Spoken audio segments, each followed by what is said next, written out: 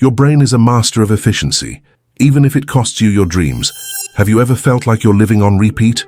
Wake up, get up, do everything the same, like the day was already preloaded. And here's the wild part. That feeling isn't just in your head, it's science.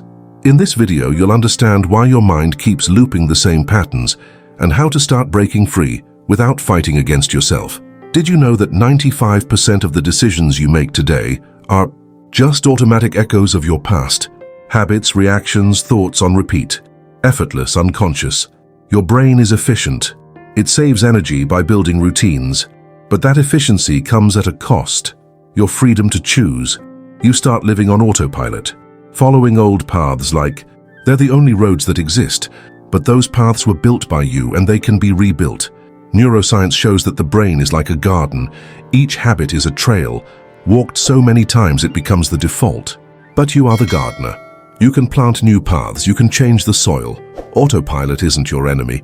It's just a lazy employee running outdated instructions. But you can give it new orders. Start with small detours. Create variations. And when you change your routine, even just one tiny thing, your brain wakes up. It pays attention, it adapts.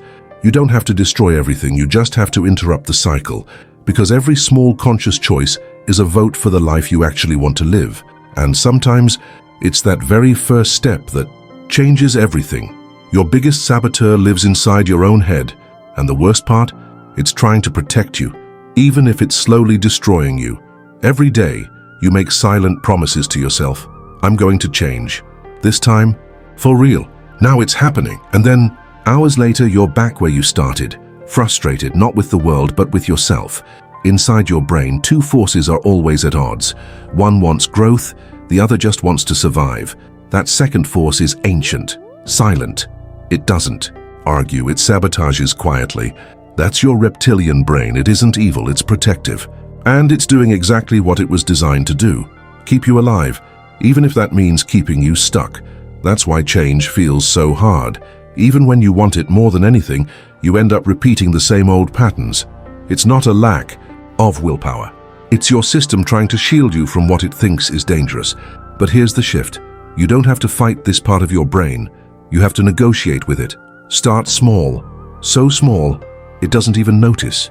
Create safe new experiences. Trick the instinct with micro wins. Try this. If you can train your taste buds to enjoy something you once disliked, your brain learns it's not a threat. It sees that you ate it, didn't die, and relaxes. The alarm turns off. The resistance softens. Now think about it. If that works with flavor, why not with change? With behavior, with identity. Also consider this. If your brain were a scared child crying in the dark, would you yell back? Or would you turn on the light? You don't need to fight yourself. You need to show that the new can be safe. And when that older part of your brain feels secure, progress begins. In the quiet space of negotiation, transformation takes root. What if change was like updating an app? Your brain runs on hidden code, an algorithm that can turn actions into identity. And it starts with one number. 21. Nothing changes until it does. And when it does, wow, it feels obvious, like it was always meant to be. You look back and wonder why it took you so long. But the beginning, the real beginning, almost always, feels awkward, forced, like it doesn't fit you yet. That's not a coincidence. It's your brain trying to pull you back to what feels familiar. Even if familiar means pain, even if familiar means being stuck, deep down, your brain just wants to save energy, do what it already knows. And it's really good at that, but there's a window, a moment when the new isn't fully rejected and the old isn't fully in control. Science calls it the reprogramming window, and it tends to solidify between days 18 and 21. That's when the brain starts to accept the new behavior, not as a threat, but as the new normal. During those first days, everything takes conscious effort. The body resists hard. The mind sabotages with intrusive thoughts. This won't work, just give up. The fatigue gets loud, but if you stay with it, something powerful starts to happen. Old neural paths begin to weaken, and new ones, fragile but real, start to form. Repetition is the cement. Intention is the brick, and each day you show up, you cast a vote for your new identity. You don't need constant motivation. You just need commitment to consistency. It doesn't matter if it's hard. It matters if it's consistent. Because over time, effort becomes routine. Routine becomes familiar. And familiar becomes who you are. You're not trying to change the world. You're teaching your brain that the new path is safe. And once it accepts that, what once felt impossible becomes automatic. And automatic becomes identity. Some people don't really live. They stay small. Not because they lack potential, but because they believe they've already hit their limit. These limits aren't visible. No fences, no locks, but they still control everything. They're mental barriers built from past experiences, inherited fears, repeated phrases, and over time, they become internal laws.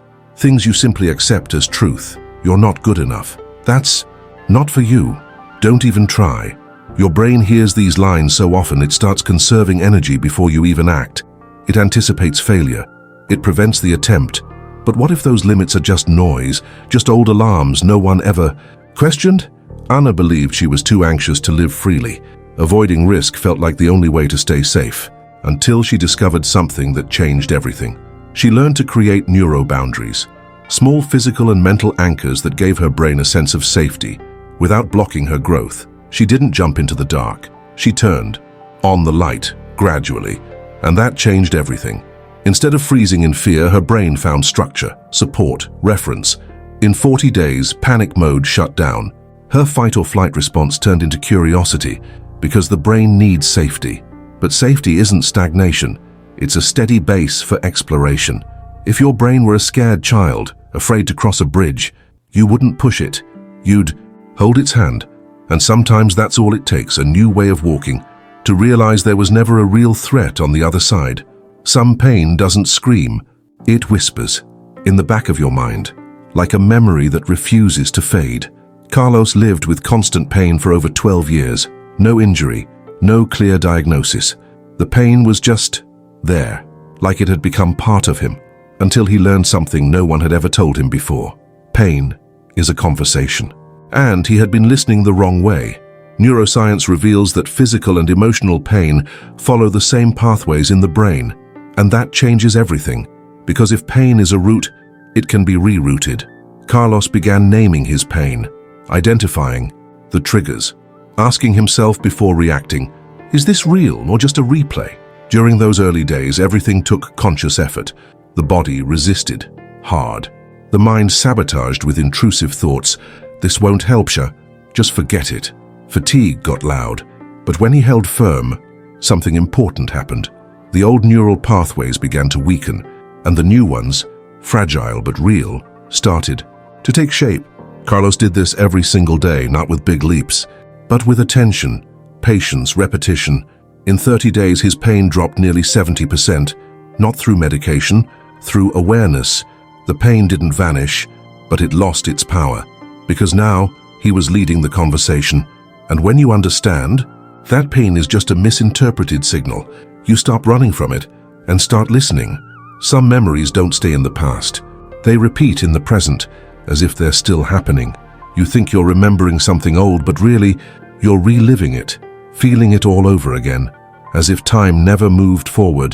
Neuroscience reveals a detail that changes everything. Memories aren't stored files. They're reconstructions, rebuilt in the moment you recall them. Every memory is an edit, and that means you can rewrite how your brain tells that story. Lucia carried a memory that triggered fear, tension, and sadness every time it surfaced. For years, she believed that was just her fate, to live with the trauma, until she learned how to shift the structure of the memory, not by erasing what happened, but by reframing what it meant. For 7 days, she trained her brain to assign new meaning to that old memory, and on the 8th day, as her body stopped reacting, no cortisol spike, no wave of anxiety, the memory still existed, but the weight was gone. It wasn't a prison anymore, just a page turned. Her brain stopped protecting her because it finally realized there was nothing left to protect her from.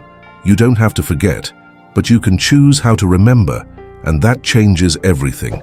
Because when you change the meaning of a memory, you change the way you experience the present, and you create space inside yourself for everything that's still waiting to be lived.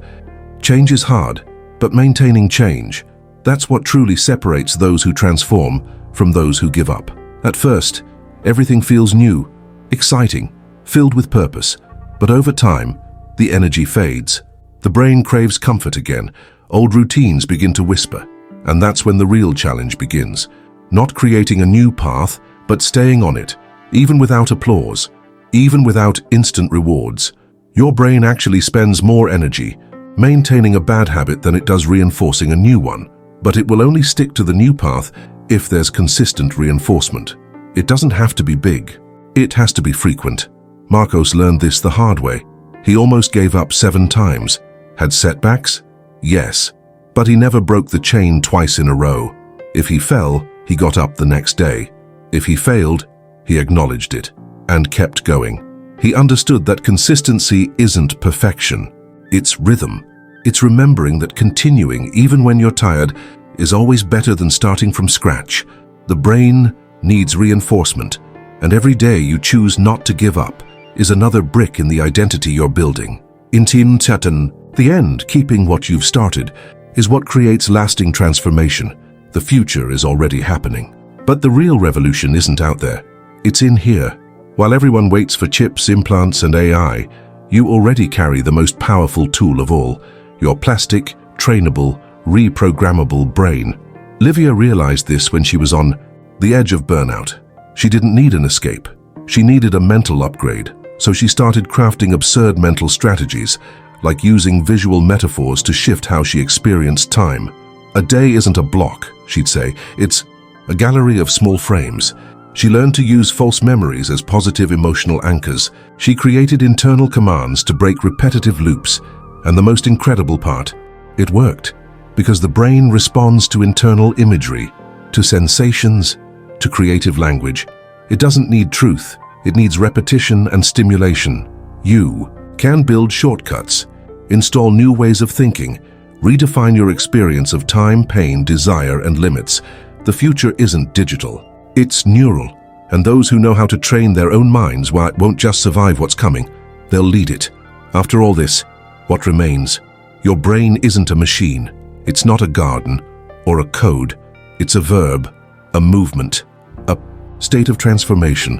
When you stop trying to fix yourself, you begin to realize that maybe nothing was ever broken. You don't have a brain. You are a brain. Every impulse, every decision, every silence honored. Every habit interrupted. All of it is you. And the question now isn't, who do you want to be, but what will you become tomorrow? Because this journey doesn't end here. It just changed layers. And what comes next, only you can uncover.